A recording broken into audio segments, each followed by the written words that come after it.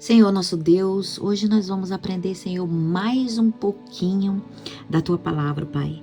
Nós vamos aprender aqui, Senhor, que independente de qualquer coisa que acontece nas nossas vidas, Pai, o Senhor é o Deus Todo-Poderoso que transforma, Senhor, maldições em bênçãos, Pai. Paizinho, nesse exato momento nós estamos agora adentrando, Senhor, a mais um pedaço do estudo. Por favor, Senhor, abre os ouvidos de cada uma de nós, Pai, para que nós possamos ouvir a Tua voz, a trabalhar em nossos corações e a esclarecer mais ainda daquilo que nós talvez ainda não saibamos, Pai. Mas mesmo que saibamos, ó Deus, que nós possamos agora despertar-nos, Pai, para que possamos viver a Tua vontade nas nossas vidas. Abra as nossas mentes. Derrama Teu Santo Espírito sobre nós. Em nome de Jesus. Amém. Bom, ontem eu terminei falando sobre o nascimento do primeiro filho. E nós vamos ver cada um deles aqui no decorrer dos nossos estudos, né? Vamos descobrir qual das tribos nós pertencemos. Cada um dos filhos tem algo bom que representa uma das características do caráter de Cristo.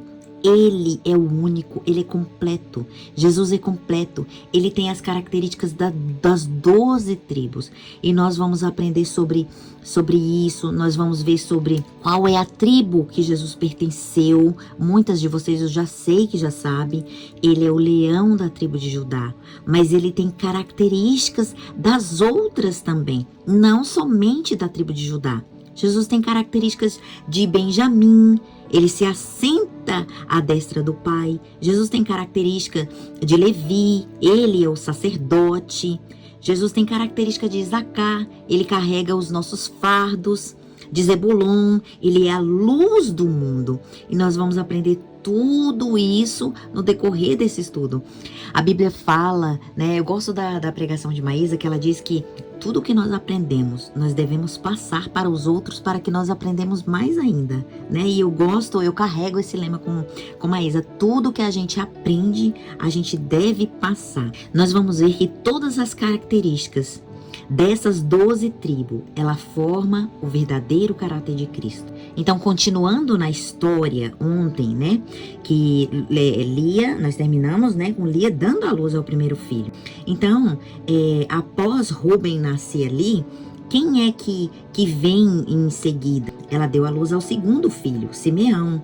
Então, a gente vê ali no capítulo 29, quando a gente lê a Bíblia, né, quando ela tem o terceiro filho, Levi.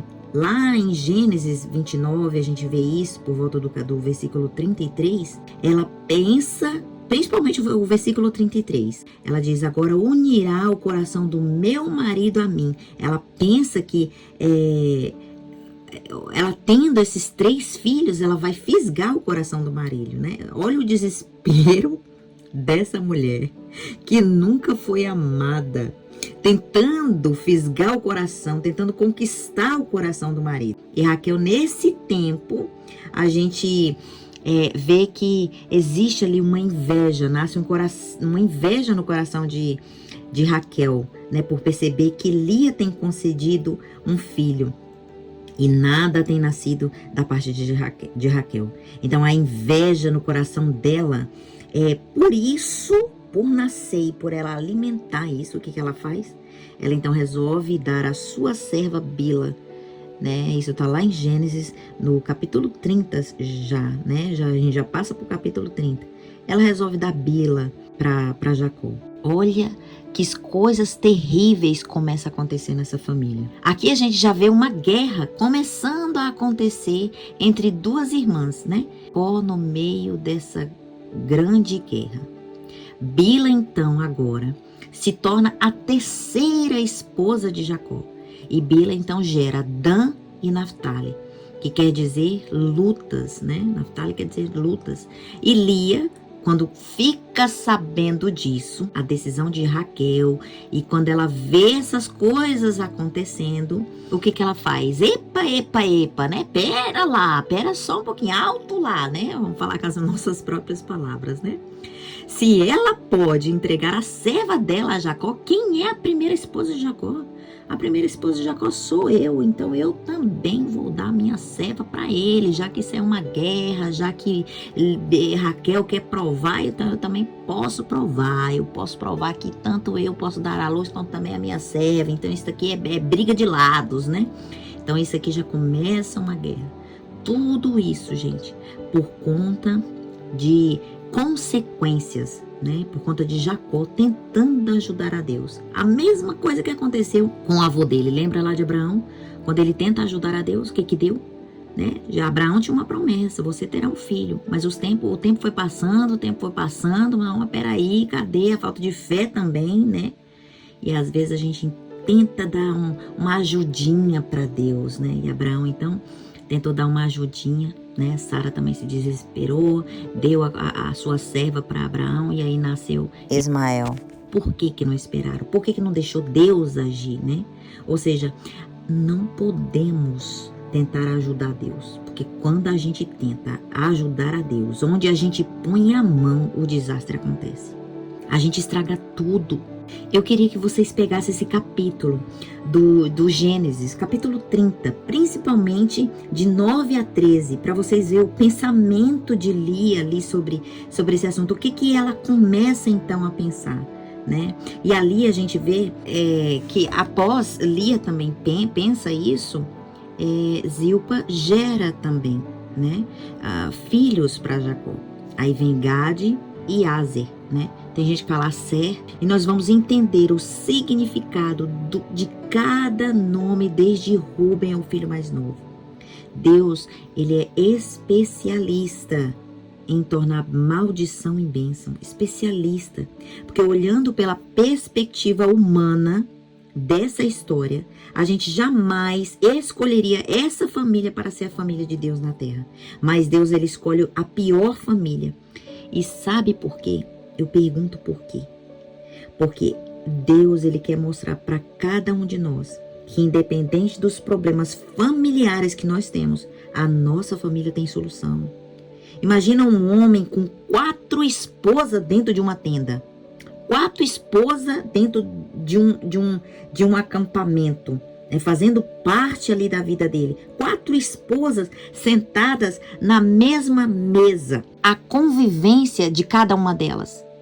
Gênesis 30, 14 a 24, Lia então troca as mandrágoras por uma noite com Jacó. Olha como que era a convivência dessas mulheres. Só que aí, né, nesses períodos também, Raquel, depois de ter dado as suas concubinas, depois ela engravidar, Raquel então consegue engravidar de José. Só que Raquel pede as mandrágoras para Lia, em troca dela liberar Jacó para passar mais uma noite com Lia.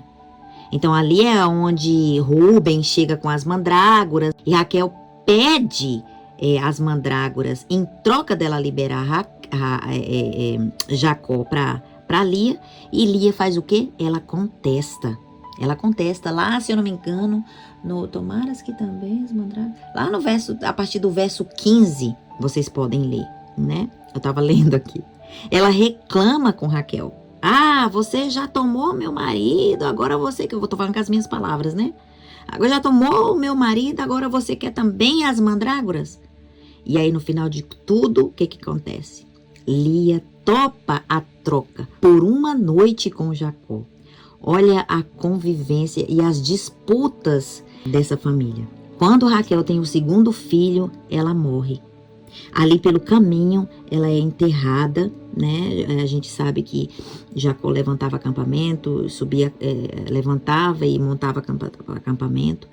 E a gente pode perceber na história o sofrimento de Jacó por perder a sua esposa amada. Foi a maior tristeza da vida dele. Então aí, por perder a sua esposa, ele começa com o favoritismo. E qual é esse favoritismo? Os filhos da mulher amada passa a ser o queridinho, o preferido de Jacó. E aí é onde a confusão está armada, a grande guerra, a intriga principal da família começa.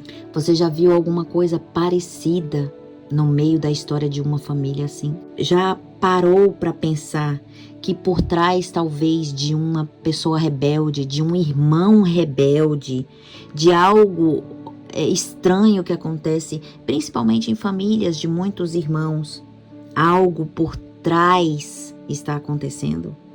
Pode ver. O pastor Ivan Saraiva, ele costuma dizer que por trás de uma pessoa difícil existe um grande sofrimento. Por trás de uma pessoa difícil existe problema na raiz. Pode estudar a raiz dessa família. Já parou para estudar ou para pensar sobre os problemas da sua família? Eu digo que ela pode até ter problemas, mas com certeza, todas as coisas que passam na sua mente agora, eu vou dizer uma coisa: ela não teve mais problemas e ela não foi pior do que essa família. Uma família onde o filho mais velho só tem 6 anos de diferença do filho mais novo. Imagina as confusões que aconteciam nessa família. 2 irmãs, 2 servas, 12 filhos. O Espírito de Profecia diz que o pecado de Jacó não deixou de exercer a influência para o mal e trouxe características ruins para os seus filhos. Você entende que muitas das vezes, ou que a maioria das vezes, nós somos o que os nossos pais foram? Nós repetimos o que os nossos pais fizeram? Então nós precisamos quebrar a maldição. Quando os filhos de Jacó chegaram à virilidade, eles cometeram erros graves. Um deles profanou a cama do pai. Mulheres queridas, nós precisamos entender isso.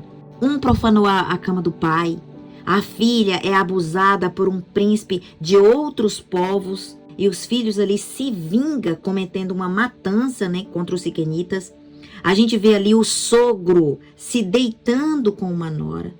E o que é mais interessante é ver que a Bíblia, ela não esconde nada, tanto as bênçãos quanto as maldições. Quem se deitou com a nora foi Judá, e foi essa família que Deus deixou como exemplo. Nós vemos aqui uma vingança de irmãos, vendendo um irmão como escravo e não tá nem aí para os sentimentos ou sofrimento de um pai, que sofreu muito.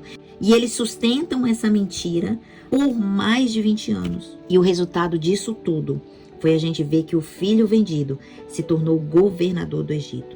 Por quê? Porque Deus transforma tragédia em bênçãos. Deus mostra que ele pega algo que está destruído e transforma para a sua glória. Então eu gostaria que vocês pensassem nesse momento. Como anda a sua família? Se caso você que está escutando agora esse áudio já passou por problema, está passando por algum problema, tanto familiar ou talvez entre mãe e filho, ou no seu casamento, não há problema que Deus não resolva. Não desista da sua família. Deus transforma sim maldição em bênção. Deus, ele nos perdoa a cada vez que nós nos achegamos a ele.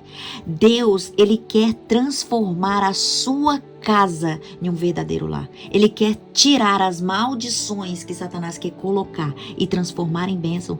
Minhas queridas, se eu pudesse aqui agora, nesse exato momento, mas o áudio vai ficar grande, se eu pudesse testemunhar o que eu já passei e também o que eu tenho passado, eu sou prova disso, que Deus transforma maldição em bênção.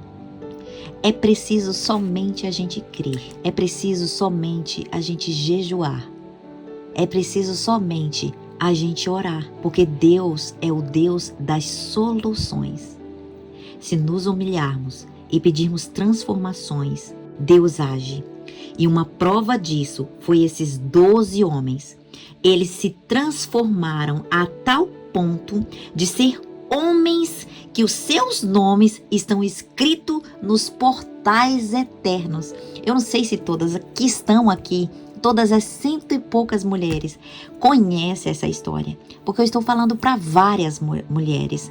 E vocês podem olhar para trás e perceber quem foram esses homens, o pecado que cada homem desse cometeram. Mas Deus transformou maldição em bênção. Deus transformou o caráter de cada homem desses a ponto de ser o nome de cada porta onde nós vamos entrar na Canaã Celestial. Amanhã nós temos mais. Deus te abençoe, fique com Deus e até amanhã.